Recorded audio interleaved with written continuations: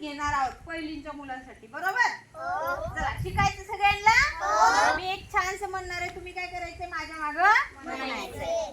एक बोटाची टाळी